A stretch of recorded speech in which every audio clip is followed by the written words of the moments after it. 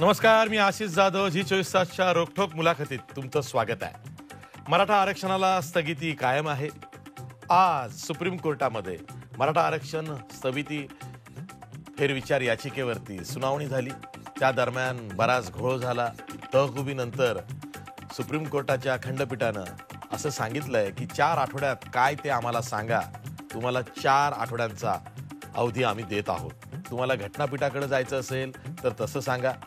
या खंडपीठाकडे जो larger bench आहे त्याच्या समोर याचिका हवी असेल तर तसं सांगा. पण स्थगिती देण्यास नकार दिलेला आहे. जैसे थे परिस्थिती म्हणजे स्थगितीची ही कायम आहे. पण वाद सरकारमध्ये, बाहेर मराठा समाजाच्या नेत्यांमध्ये, त्याचबरोबर याचिकाकर्त्यांमध्ये मोठा रंगलाय.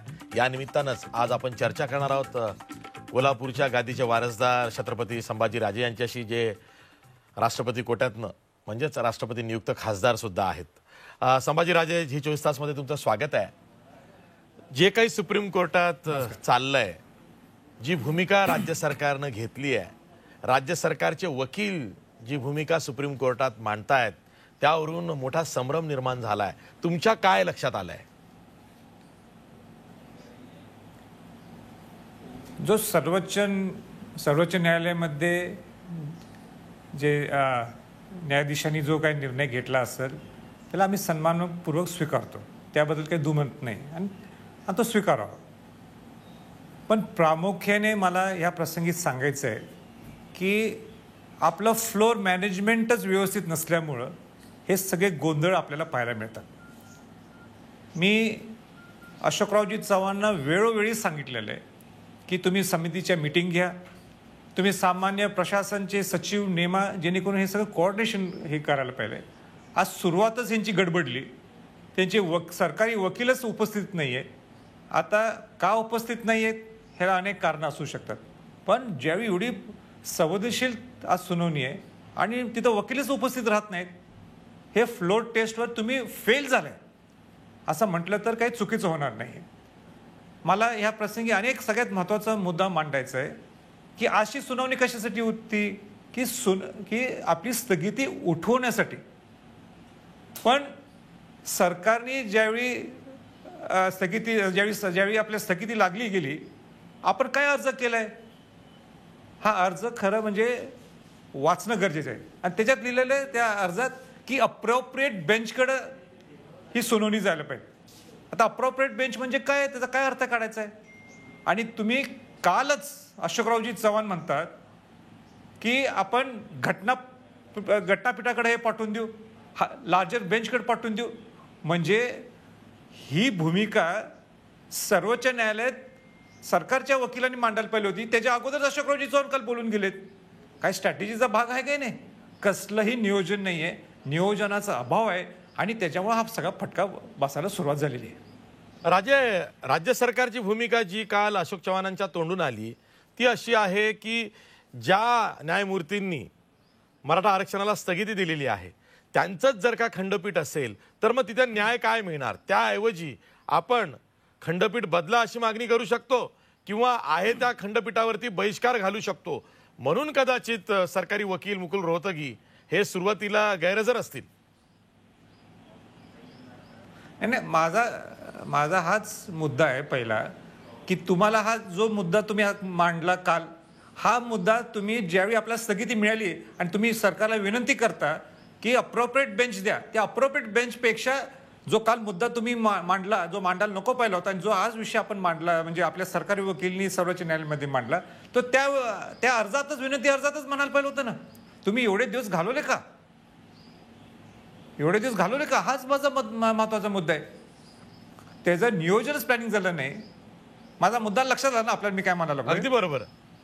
तुम्हाला असं म्हणायचं आहे की अशोक चव्हाण समिती जी समन्वय साधते आहे, याचिकाकर्ते असतील, राज्य सरकारचे वकील असतील, तसंच तुमच्यासारखी मंडळी ज्यांचा या प्रकरणामध्ये मोठा से आहे, या सर्वांशी सुद्धा समन्वय साधण्यात कमी पडतंय आणि जे फ्लोअर मॅनेजमेंट हे सुप्रीम कोर्टाच्या अनुषंगाने केलं पाहिजे तिथेही कमी पडतंय.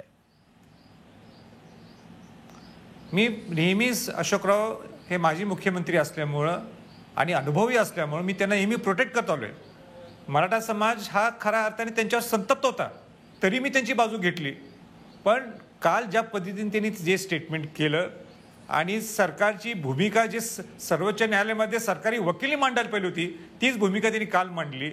एक तर स्ट्रॅटेजी काय आखायची त्यांनी कशी आखली हे माहीत नाही आहे.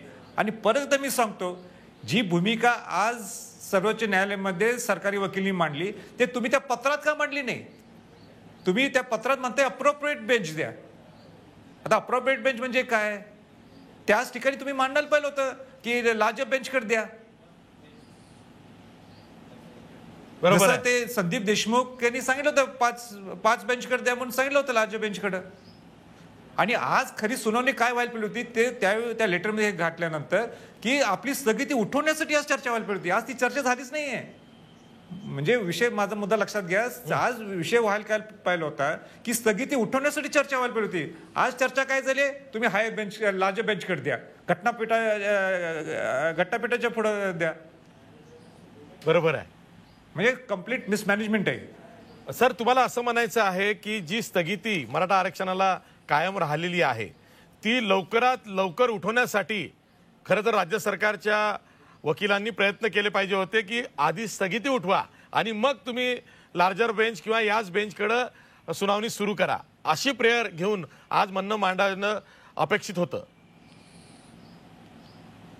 नाही, त्यांनी काय करायला पाहिलं होतं, ज्यावेळी 16 तारखेला आपली स्थगिती आपल्यावर आली त्याच्यानंतर आपण त्यांनी विनंती अर्ज केला इथं वरती सर्वोच्च न्यायालयामध्ये की, आणि विनंती अर्ज कसा होता की तुम्ही अप्रोप्रिएट बेंचमध्ये कडे द्या. तर अप्रोप्रिएट बेंचमध्ये स्पेसिफाय होत नाही अप्रोप्रिएट बेंच म्हणजे काय. त्यात त्यांनी स्पेसिफाय जर केलं असतं की आमचं घटनापीठापुढे जाऊन दे, लार्जर बेंचकडे जाऊन दे, मग त्यांनी लगेच त्याचा निकाल सुद्धा आपल्याला लगेच मिळाला असता आणि आज खरी सुनावणी ह्याच्यावर झाली असती की आपल्याला स्थगिती उठवण्यासाठी. आज स्थगिती उठवण्याचा विषयच नव्हता. म्हणजे ज्याच्यासाठी आज सुनावणी व्हायला पाहिजे, ज्याच्यासाठी ही चर्चा व्हायला पाहिजे होती, ज्याच्यासाठी प्रेझेंटेशन व्हायला पाहिजे ते झालं नाही आहे. आपण जो विषय 1.5 महिन्याच्या अगोदर करू शकलो असतो किंवा ते तारीख ज्यावेळी आपली स्थगिती करू शकलो असतो ते आपण केलंच नाही. उलट संदीप देशमुख जो विनोद पाटलांच्या माध्यमातून जो वकील आहे त्यांनी उलट मागणी केलेली आहे की 5 न्यायाधीशांच्याकडे जावा म्हणून. सर, राज्य सरकारचं अपयश हे वेळोवेळी दिसून आलेलं आहे. आजचं अपयश हे इतकं मोठं आहे की त्याचा परिणाम उद्याच्या निर्णयावर होऊ शकतो. नाही, आता फ्लोर मॅनेजमेंट व्यवस्थित न झाल्यामुळं, मॅनेजमेंटचा अभाव असल्यामुळं आता सरकारनेच ठरवायला पाहिजे की ह्या 4 आठवड्यात परत एकदा सरन्यायाधीशांच्याकडे ते कसे जाणार आहेत, काय मांडणी करणार आहेत, कसं प्रेझेंट करणार आहेत, आपलं मॅटर कसं घेऊन जाणार आहेत. मी तर संभ्रममध्ये आहे. मला आता नेमकं समजा ना की ज्याच्यासाठी मी पूर्ण महाराष्ट्र पिंजून काढला, ज्याच्यासाठी एक ह्या प्रामुख्याने एक 20-25 दिवस माझा जीव धोक्यात घालून जालनापासून, औरंगाबादपासून, नवी मुंबई असेल काय नाशिक असेल सगळीकडे मी गेलो. म्हणजे मी आज थकून गेलोय. म्हणजे मला आता शब्द नाही आहेत काय बोलायचं आम्ही. आणि सारखं वेळोवेळी मी मुख्यमंत्र्यांना भेटलोय, वेळोवेळी अशोकरावजींना भेटलो, वेळोवेळी मी अशोकरावजींना सारखं फोन केलेला आहे, त्यांना प्रोटेक्ट केलंय मी. आणि काय बोलायचं नाही. राजे, तुम्ही राज्यभर फिरलेला आहात. जर हा खेळ मराठा समाजाची भावना काय या क्षणी जी तुम्हाला जास्त कळते आहे, कारण तुम्ही प्रत्यक्ष ठिकठिकाणी गेलेला आहात, हीच भावना घेऊन तुम्ही राज्य सरकारला हे सांगितलं नाही का की अगतिक झालेला आहे, आरक्षणाला स्थगिती मिळाल्यामुळं जे मराठा तरुण आहेत विशेष करून ते नाराज आहेत, आगडोम कधीही उसळू शकतो, ही बाब लक्षात आणून दिली नाही का? नाही, गरीब मराठा जो आपला 85% ह्यांच्या भावना ह्या किती संतप्त आहेत. मी वेळोवेळी मुख्यमंत्र्यांच्या आणि मी अशोकरावजींच्या कानावर घातलेले आहेत. 2 दिवसाच्या अगोदर सुद्धा मी म्हटलं होतं अशोकरावजींना, तुम्ही उपसमितीची बैठक घ्या, लोकांना विश्वासात घेतल्यासारखं वाटेल, लोकांना समजून ते तुम्ही सकारात्मक दृष्टिकोनातून प्लॅनिंग करायला लागलेलं आहे. पण ह्या गोष्टी ह्या आलेल्याच नाही आहेत. आणि मला जी भीती वाटायला लागलेली आहे ते आपल्या चॅनलच्या माध्यमातून मला मुद्दाम सांगायचं आहे की आज अनेक मला फोन आले की राजे आम्ही काय करू, आता काय करू म्हणजे काय. म्हणजे मी लोकांना, सगळ्या मराठा समाजाच्या लोकांना सांगितलं, हात जोडून विनंती केली की कुठलाही कायदा हातात घेऊ नका, असं काही करू नका जेणेकरून समाजाला गालबोट लागेल. आणि आपला विषय हा न्यायप्रविष्ट आहे. उद्या सर्वोच्च न्यायालयामध्ये सुद्धा आपल्याला ताशेरे उडले जातील, म्हणून अशी कुठलीही गोष्ट करू नका जेणेकरून या न्यायप्रवेश विषयाला एक वेगळं वळण लागेल. आणि मी विनंती केली आहे सगळ्यांना, आणि मला आपल्या चॅनलच्या माध्यमातून सुद्धा सगळ्यांना सांगायचं आहे की कुठल्याही समाजातल्या मराठा समाजातल्या लोकांनी सुद्धा कायदा हातात न घेता हा विषय न्यायप्रवेश असल्यामुळं जे काही सरकारवर प्रेशर टाकायचंय आंदोलनाच्या माध्यमातून किंवा अनेक वेगळे मार्ग ते आपण टाकू, पण हातात कायदा घेऊ नये अशी माझी मराठा समाजाच्या सगळ्या लोकांना विनंती आहे. संभाजीराजे, एकतर आता 4 आठवड्यांची स्थगिती आहे, कारण 4 आठवड्यानंतरच पुन्हा सुनावणी होऊ शकेल. झाली तर त्यातही जर का घटनापीठाची मागणी केली आणि जर का घटनापीठाकडे जावं म्हटलं तर पुन्हा हे प्रकरण लांबणार आहे. दरम्यान तुम्हीच आधी मागणी केली होती की EWSचं आरक्षण मराठा समाजाला राज्यात पुन्हा लागू करू नका, GR काढायचा असेल तर तो मागे घ्या. मग राज्य सरकारने तुमचं ऐकलं. आता राज्य सरकार म्हणतंय की नाही, EWSचं जर का आपण मध्ये खूळ आणलं तर त्याचा परिणाम या सुनावणीवरती होईल. यामध्ये झालंय काय? कुठलाच फायदा मराठा समाजाला होत नाहीये, ना स्थगिती उठत नाहीये, ना EWS लागू होत नाहीये. त्यामुळे संभ्रम आणि गोंधळ जास्त वाढला हे लक्षात येत आहे. नाही, आता परत तुम्ही गोंधळात गोंधळ करायला लागलेला आहे. मी खरं तुम्हाला सांगतो. एक तर म्हणजे आपण 58 मोर्चे का काढले? आपल्याला 42 मुलांनी बलिदान का दिलं मराठा समाजासाठी? तुम्हाला मागासवर्गीय आयोगाने सामाजिक मागास हे सिद्ध केलेलं आहे आणि म्हणून तुम्ही SCBC मध्ये आला. तुम्हाला EWS जे आरक्षण आहे आर्थिक दुर्बल घटकाचं सेंट्रलमध्ये जे 10% आहे ते तिथं तुम्हाला मिळतेच. तिथं तुम्हाला काय गरज नाही, कारण का केंद्रीय मागासवर्गीय आयोगामध्ये मराठा समाज नाहीये, म्हणून तिथं आपल्याला 10% मध्ये मिळालं. विषय राहतो राज्य शासनाचा. जो तुम्ही मला आता प्रश्न विचारला, माझा प्रश्न सरळ सरकारला मी विचारलं की जर SCBCचं आपलं आरक्षणाला स्थगिती असल्यामुळे, आणि स्थगिती किती, 1 वर्षाची स्थगिती आहे, 1 वर्षाच्या स्थगितीमध्ये जर आपण EWS एन्जॉय केलं राज्याच्यासाठी, त्याचा जर धोका SCBCला जर झाला तर ह्याला जबाबदार कोण? जर मी अटॉर्नी जनरलशी बोललो, मी थोरातांशी बोललो, मुख्यमंत्री तिथं होते, त्यांना सांगितलं तुम्ही अंडरटेकिंग घ्या. तुम्ही अंडरटेकिंग घ्या की आपण जर 10% SCBC आरक्षण जर घेऊ शकलो तर SCBCला धोका नाहीये. वेल अँड गुड, घ्या, हरकत नाही. पण त्याला राज्याने अंडरटेकिंग घ्यायला पाहिजे ना. आणि मी खरं सांगतो ना, मग या मुलांनी जे बलिदान दिलेलं आहे, हे 58 वर्षे काढायची गरजच नव्हती. आपल्याला जर SCBC मध्ये जायचंच नाहीये तर तो कायदा कशाला पारित केला? आपल्याला डायरेक्ट आपल्याला 10% आरक्षण मिळतं मग, आणि ते एका समाजासाठी मिळू शकत नाहीये. ते 10% जे EWS आरक्षण हे काही मराठा समाजासाठी नुसतं अलॉट नाहीये, ते अनेक जे ओपन मध्ये सगळ्यांना मिळणार आहे. साधं प्रश्नाचं तुमचं उत्तर मला जर द्यायचं असेल, राज्य शासनाने अंडरटेकिंग द्यायला पाहिजे की जर का तुम्ही 10% EWS आरक्षण घेतलं तर SCBCला धोका नाहीये. अंडरटेकिंग देऊन देत, उद्या 10% आरक्षण SCBC आपण राज्याचं घेऊन टाकू. हा, ठीक आहे.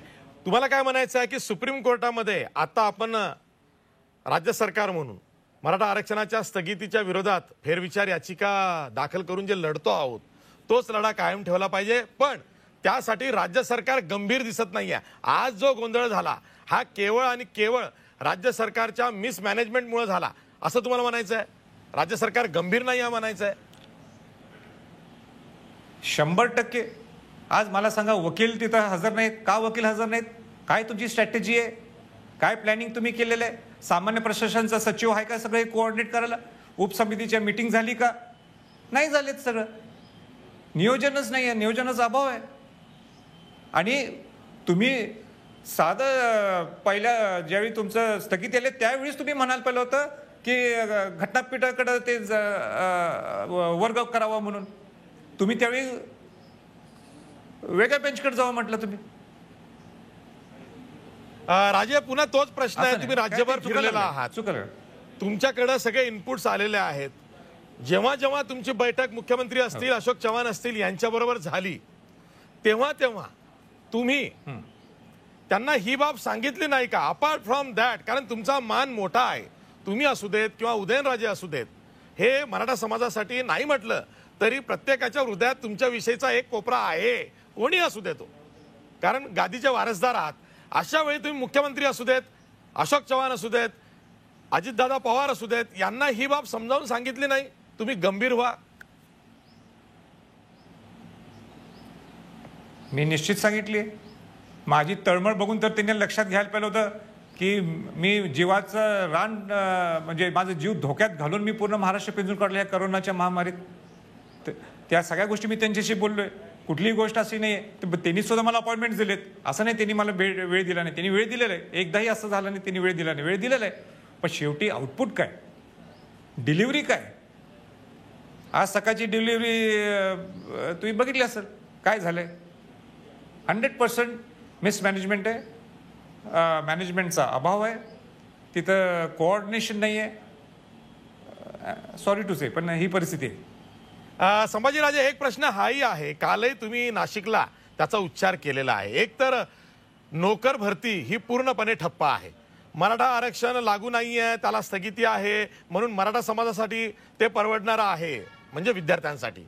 पण इतर समाजाचं काय, त्यांचा विचार कोण करणार? नोकर भरती ही सुरू राहिली पाहिजे. आज बेरोजगारी आहे, जी बेकारी आहे किंवा बेरोजगारी आहे आणि नोकर भरती होत नाहीये, अशा वेळी संपूर्ण नोकर भरतीची प्रक्रिया ठप्प पडलेली आहे. त्याविषयी तुमचं काय म्हणणं आहे? पहिलं म्हणजे मला या प्रसंगी सांगायचं आहे की मी शिवाजी महाराजांचा, शाहू महाराजांचा वंशज आहे. ज्या शिवाजी महाराजांनी 18 पगड जात 12 बलुतेदारांना न्याय दिला स्वराज्य स्थापन करून. राजश्री शाहू महाराजांनी बहुजन समाजाला आरक्षण दिलं. त्यामध्ये SC ST OBC आणि मराठा समाजाचा समावेश आहे. मी बाकीच्या बहुजन समाजाच्या लोकांच्या विरोधात मी काम करू शकतो का? मी काय नुसतं मराठ्यांचं काम करतो? यावेळी गरीब मराठा समाजाला गरज आहे म्हणून मी त्यांच्या बरोबर आहे. उद्या त्यांची एकदा आरक्षण त्यांना मिळालं की मी दुसरीकडे जाणार आहे. आणि मला ह्या प्रसंगी सांगायचं आहे की मला तुम्ही नुसतं अडकू नका की तुम्ही मराठ्यांचं आणि इतर समाजांच्या लोकांच्या नोकऱ्यावर तुम्ही घात करायला लागलेला आहे. चुकीचं आहे. माझा प्रश्न उलटा आहे, सगळ्या नोकऱ्या द्यायला पाहिजे, एम्प्लॉयमेंट सुरू व्हायला पाहिजे, ऍडमिशन सुरू व्हायला पाहिजे.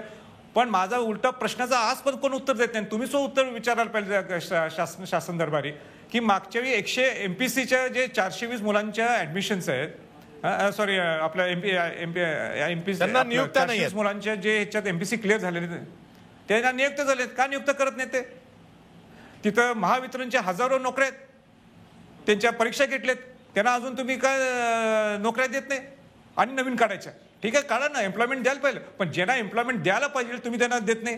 ह्याचं उत्तर आहे का तुमच्याकडं? तुम्ही विचारा माझ्या वतीनं. आजही ते उत्तर येऊ शकले नाहीत. माझ्या समोर मुख्य सचिव त्याला उत्तर येऊ शकले नाहीत. आणि आता अशोकरावजी चव्हाण काय म्हणतात, तुम्ही जावा कोर्टात. कुठल्या नुसत्या SCBCच्या मराठा समाजासाठी ही अशी वाक्य चालू आहेत. काय गोंधळ चालू आहे काय मला सुद्धा समजेना. मी आता थकून गेलोय. मी अक्षर थकून गेलोय. म्हणजे माझा आता घसा कोरडा पडून सांगायला लागले, बा मी नुसतं मराठ्यांसाठी नाही, मी एक निमित्त आहे. मी बहुजनांचं काम करतो. मी शिवाजी महाराज, शाहू महाराजांचा वंशज आहे. आणि तुम्ही सुद्धा हा प्रश्न केला, मला फार वाईट वाटलं. हे नाही बरोबर. मी मराठ्यांच्या बरोबर बहुजन समाजाचं काम करणारं माझं व्यक्तिमत्व आहे. सगळ्यांना घेऊन जाण्याचा माझा स्वभाव आहे. अगदी बरोबर आहे. माझ्या प्रश्नानंतर हे उत्तर आलेलं आहे, हेही विसरू नका. कारण तुम्ही जी काल भूमिका मांडली ती भूमिका मी तपासून बघितली आहे आणि तुम्ही त्यात ती अगदी चपलकपणे सर्वजन हिताय, बहुजन सुखाय, सर्वजन हिताय अशा पद्धतीने ती मांडलेली आहे. राजे, धन्यवाद. ही मुलाखत दिलीत वेळात वेळ काढून. मला माहिती आहे आज तुम्ही दिल्लीत आहात, व्यस्त आहात, वेळात वेळ काढून ही मुलाखत दिली त्याबद्दल धन्यवाद. हा बोला. माझी भूमिका ही 2007 पासूनच्या अगोदरपासून आहे. बहुजन समाजाची 18 पगड जात कालच आलेली नाही ती भूमिका माझी. माझी भूमिका, मी शिवाजी महाराज, शाहू महाराजांचा वंशज या नात्याने ज्या दिवशीपासून मी महाराष्ट्र पिंजून काढवलं त्या दिवशीपासून बोलतो. मी मराठा समाजाला आरक्षण का द्या म्हणतो, कारण का तो बहुजन समाजाचा एक घटक आहे. अगदी बरोबर आहे. आणि राजे, हाच विषय आहे. महाराष्ट्र का पुरोगामी आहे, महाराष्ट्र इतर राज्यांसाठी आदर्शवत राज्य का आहे. छत्रपती शिवाजी महाराजांनी जो आपल्याला वारसा दिलेला आहे, बहुजन सुखाय सर्वजन हिताय, तोच आहे. सर्व समावेशकच भूमिका असली पाहिजे. महाराष्ट्राचीच नाही तर ती छत्रपती शिवाजी महाराजांपासून महाराष्ट्रात राहिलेली आहे. राज्य सरकारचीही तीच पाहिजे. मराठा आरक्षणही त्याच भूमिकेतून दिलं गेलेलं आहे की राज्यातल्या नोकर भरतीमध्ये नोकरी आणि राज्यातल्या शिक्षण संस्थांमध्ये शिक्षण. पण आता सुप्रीम कोर्टात हे प्रकरण अडकल्यामुळं त्यातनं वाद निर्माण होत आहेत, अगतिकता वाढते आहे.